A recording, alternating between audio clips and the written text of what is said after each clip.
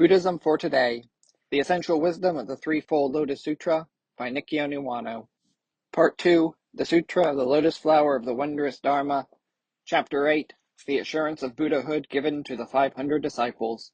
In this chapter, Shakyamuni Buddha gives assurances of Buddhahood to Purna, one of his 10 great disciples, and to many others whom he had led to a considerably profound awakening by teaching the first 7 chapters of the Lotus Sutra.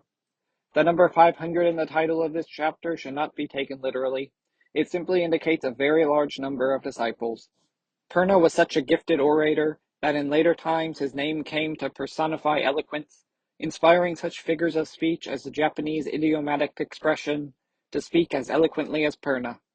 Purna never flaunted his greatness, however, but led the life of an ordinary person, and though appearing quite modest on the outside, he was a truly great individual possessing genuine inner courage. Buddhist tradition hands down an anecdote illustrating the extraordinary courage of Purna, which I will briefly sketch.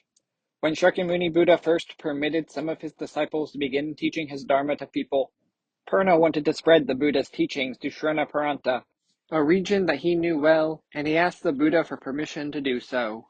The Buddha responded that it would be extremely difficult to propagate the Dharma there, because the residents of the Sranaparanta region were particularly fierce people. Shakyamuni Buddha asked him pointedly, "What will you do if people there all ignore you no matter how hard you try to explain the Dharma to them?" Purna answered, "Even if they ignore my Dharma talks, I will not be discouraged, and I will consider myself fortunate not to have been ridiculed." The Buddha then asked, "What if they do ridicule you?" To which Purna replied, "If so, I will consider myself fortunate not to have been verbally abused." When next asked, "What if you are verbally abused?" Purna answered, "Even if I am, I will consider myself fortunate not to have been beaten up with sticks or struck with stones." Then the Buddha asked Purna, "What if you are beaten and hit with sticks or stones?" Purna replied, "I will consider myself fortunate not to have been injured by someone wielding a sword." Next asked what he would do if he were wounded by a sword, Purna responded, "Even if I were injured, I would consider myself fortunate not to have been killed." Finally, when the Buddha questioned him, "What if you are killed?" Purna replied, "I would consider myself privileged to have given up my life in order to spread your teaching." When he heard this, the Buddha gave Purna permission to head to Sranaparanta, telling him, "If you are determined to spread my Dharma, you may go." From this story, we understand that Purna was much more than simply a great orator. Purna has listened to the Buddha's teaching of the Lotus Sutra thus far, and witnessed the assurance of supreme perfect awakening given to the other great disciples of the Buddha. He has also learned that the connection between the disciples and Shakyamuni Buddha has continued since their past lifetimes, and has come to know the great sovereign and transcendent powers that the Buddhas possess.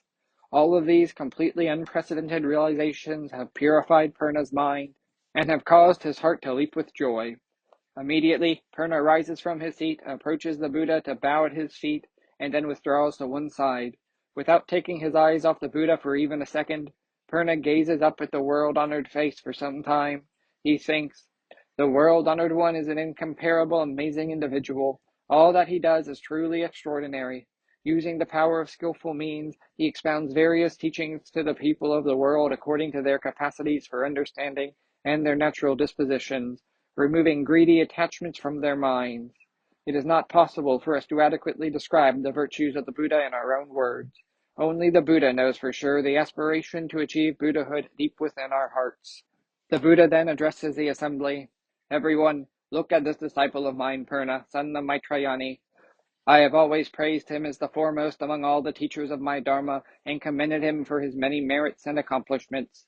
He works diligently to protect and uphold the teachings, and does his utmost to help me spread them. This means Purna knows how to teach the great masses of people in the world, benefiting them and delighting them. He interprets the true Dharma of the Buddha perfectly and confers great benefit on his fellow practitioners who, like him, cultivate Brahma deeds, the practices that purify the mind. Apart from the Tathagata, there is no one who can more eloquently explain the teachings of the true Dharma. But you are mistaken if you assume that it is just my teachings that Purna has protected, upheld, and helped to spread. In fact, he has served 90 million Buddhas of the past by continually working in the same way to protect, uphold, and spread their true teachings, and he was always the foremost among all those who taught the Dharma for those Buddhas. Purna also attained complete insight into emptiness, the teaching of impartiality towards all things, and knowing people's capacity for understanding, he articulated it fluently in appropriate ways, explaining it to them perfectly. He never taught the Dharma for any reward, and without even the slightest air of self-importance, he always preserved a pure intention to teach the Dharma solely for the Dharma's sake. Of course, he did not harbor even a stitch of doubt about the teachings of the Buddha. He also possessed the transcendent powers of a bodhisattva and continually practiced Brahma deeds for the entire length of each of his past lives. All the people around Purna, however, thought he was still at the stage of a Shravaka, because despite having attained this degree of enlightenment, he did not outwardly show even the slightest hint of it. This is why everyone was on friendly terms with Purna and listened to him enthusiastically. Using these skillful means, Purna benefited, taught, and transformed innumerable living beings, so that they would resolve for themselves to seek supreme perfect awakening. Finally, determined to transform the world into the pure land of a Buddha, Purna applied himself to the Buddha's work of teaching and transformation for the sake of liberating all living beings. The principle of half a step. When it comes to sharing the teachings and connecting people with the Dharma, we can learn something very important from Purna. In the case of individuals of such awe-inspiring dignity and virtue as Shakyamuni Buddha, even if those individuals never assume the slightest air of self-importance, everyone is naturally drawn to them, coming to listen at their feet and concentrate intently on their teachings.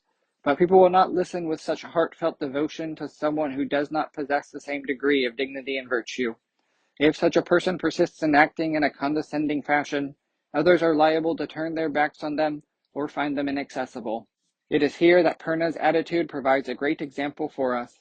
Obviously, we should never look down on others by dismissing them as unenlightened.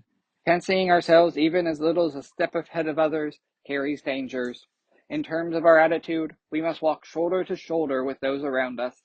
On the other hand, taking the crowd as the gauge for your behavior means acting exactly like those unfamiliar with the Buddha way, which can never help connect others with the Dharma. Instead of jumping ahead of others a full step, what we need to do is set the pace by walking only a half step ahead of them. If we do so, those around us will still be able to relate to us amiably as one of their own and follow the pace we set. While they walk in step with us, our influence will naturally lead them to the way of the Buddha. But the reverse is also true. If we teach the Dharma to others with a high-handed attitude, even though we ourselves have not fully grasped it, frighten them with horrible consequences in order to scare them into practice, or try some other overbearing method to pull them in, we will actually find it difficult to teach and help them transform themselves. This principle of half a step is extremely important, and the same thing should be said for the content level of the teachings that we explain to people. Even Shakyamuni Buddha guided people gradually, beginning with basic teachings, because he knew that suddenly introducing the teaching of Supreme Perfect Awakening would only confuse them. How much less effective would it be if we, who hardly have Shakyamuni Buddha's awesome powers of persuasion, tried to explain the most profound teaching right from the start? To initially encourage people to enter the teachings, we might use skillful means that vary depending on the individual listener. For example, we can show them that if they study the way of the Buddha and attain peace of mind, they will experience immediate practical benefits, such as therapeutic effects on illness or improvements in the quality of their daily lives. For very caring people, it might be effective to introduce the Buddha's teachings by providing examples that demonstrate its humanism. For philosophically minded people, it may be fitting to approach the teachings from the theoretical aspect of the 3,000 worlds in a moment of thought. In any case, we must never look down our noses at others as unenlightened, while smugly presuming ourselves to be awakened. Basing our actions on the fundamental truth that all people are equal and possess Buddha nature in the same way, we must connect people with the Buddha Dharma by compassionately doing what we can to help them become aware of their own Buddha nature. In this respect, Purna is indeed a model for contemporary lay practitioners of the Lotus Sutra. The tone of the world-honored one's voice rises as he gives an assurance of Buddhahood to Purna. Everyone, not only was Purna the foremost of all those who taught the Dharma under the 7 Buddhas of the past, but now again he is the foremost teacher under me. He will also be the foremost of all those who teach the Dharma under the Buddhas who appear in the future. He will go on to continue the very same work that he performed in his past lives. In this way, he will gradually fulfill the Bodhisattva way. He will attain the supreme perfect awakening of a Buddha after an extremely long interval of immeasurable myriads of kalpas. The name of that Buddha will be Dharma clarified Tathagata. His domain will encompass as many as 3,000-fold worlds as the sands of the Ganges, and he will make it an ideal domain that is beautiful and at peace. The realm of human beings and the heavenly realms will be close enough that ordinary human beings and heavenly beings will be able to see and become acquainted with one another, and together they will have faith in the Buddha and devote themselves to him. This close proximity of the realm of human beings and the heavens, such that the inhabitants of those realms can interact with one another, is not quite as developed as the examples seen in the previous chapter, but it indicates that in that Buddha domain, the realm of human beings has become something very close to a paradise. The Buddha continues, in that domain there will be no gender distinctions because people will come into existence by birth through transformation, absent any carnal desire of the flesh. Their minds will be completely free and unencumbered, and they will never neglect the Buddha way. Their resolve to walk the way will be persistently firm, and they will possess eminent wisdom. Their wisdom will naturally show itself in their physical attributes. Their bodies will sparkle like gold and be noble in appearance, possessing the 32 marks, the physical signs of a great person. All the living beings in that domain will have only two kinds of nourishment. One will be the food of rejoicing in the Dharma, the joy that comes from hearing the true Dharma. The other will be the food of delighting in meditation, the profound joy that comes from deeply appreciating the true Dharma of the Buddha and determining to practice it. This passage implies that the bodies of those living in that domain are unlike normal flesh and blood bodies. Buddhist paradises, called Pure Lands, are surely such places. But as this passage relates, the food of rejoicing in the Dharma and the food of delighting in meditation both compose the sustenance of living beings, indicating in metaphorical terms that living beings cannot lead a meaningful life without hearing the Dharma and putting it into practice. The World-Honored One continues his description of that Buddha domain. There will be assemblies filled with countless Shravakas and infinite numbers of Bodhisattvas who will possess all kinds of merits, and these merits will bring the land of that domain to a beautiful state of perfection. Dharma clarified Tathagata's era will be known as treasured clarity, and his domain will be called excellent purity. The lifetime of that Buddha will be infinitely long, and after his extinguishment his Dharma will remain in the world for a very long time. All throughout the lands of that domain, people will construct stupas made of the 7 precious substances in order to extol the virtues of that Buddha. The World-Honored One next concludes Purna's assurance of Buddhahood by restating this Dharma exposition in verse. Purna's assurance of Buddhahood gives incredible joy to 1,200 arhats who are in the assembly and have already eliminated their own defilements and attained perfectly free and unhindered minds. These arhats all think how delighted they would be if they, too, were to receive assurances of Buddhahood, just like the Buddha's other disciples. Perceiving this wish within their minds, the Buddha turns to Mahakashyapa and says, I will now give assurances of Buddhahood to these 1,200 arhats. Then the Buddha gives assurances of Buddhahood to a large number of other disciples, including the monk Anyata Kandinya. The Buddha tells them all that, after paying homage by making offerings to 62,000 million Buddhas, they will all become Buddhas known by the same name, Universal Illumination Tathagata. Following this, the World-Honored One restates what he said by expounding it in verse. The final lines of this section of verse are extremely important, so here I will provide an exact quotation from the text of the sutra. Kashyapa, you already know of these 500 who are free in mind, and so it will be with the other Shravakas of this multitude. Regarding those not present in this assembly, you must proclaim these matters for their sake as well. Here the Buddha is restating that these arhats will become Buddhas in the future, as will many other Shravakas, and he is also instructing Mahakashyapa to convey what he says now to those who are not present in the assembly, and to lead them to the way of becoming Buddhas. Those not present in this assembly refers to the Shravakas who stood up from their Dharma seats and left during the departure of the 5,000 in Chapter 2, Skillful Means. As discussed in that chapter, it was because of his great wisdom and compassion that the World-Honored One remained silent and purposely refrained from stopping them. Here, he gives his assurance that even those people will certainly become Buddhas in accordance with their practice. Becoming Universal Illumination Tathagata. We must not think of this assurance of Buddhahood as merely a story set in India of the distant past that is unrelated to us today. The assurance of Buddhahood is for the other Shravakas of this multitude, but it is given also to those who had at one point left the assembly, but later rededicated themselves to practicing the Buddha way. The fact that members of both groups will, in the very same way, become Buddhas called Universal Illumination Tathagata is also the Buddha's assurance that we, too, can enter the way of the Buddha through the Lotus Sutra, and that if we accumulate the practices of the Bodhisattva, we will certainly become universal illumination Tathagatas. The fact that so many people all receive assurances of becoming a Buddha with the very same name is significant because it implies a universal assurance of Buddhahood for all of us today. The designation Universal Illumination Tathagata indicates a person who emits a light from their body and lights up their entire society. We often notice people around us who are like Universal Illumination Tathagata or his disciples. Somehow, simply coming in contact with or merely talking with them makes us happier and more cheerful. Such people, such Tathagatas, are necessary in our lives in the Saha world. At the very least, we should also become followers of Universal Illumination Tathagata, cheering up the people around us by brightening our surroundings. At this time, a great many arhats, delighted by having received assurances of Buddhahood, stand up from their seats as if leaping for joy, go before the Buddha, bow at his feet, and then perform acknowledgement and remorse.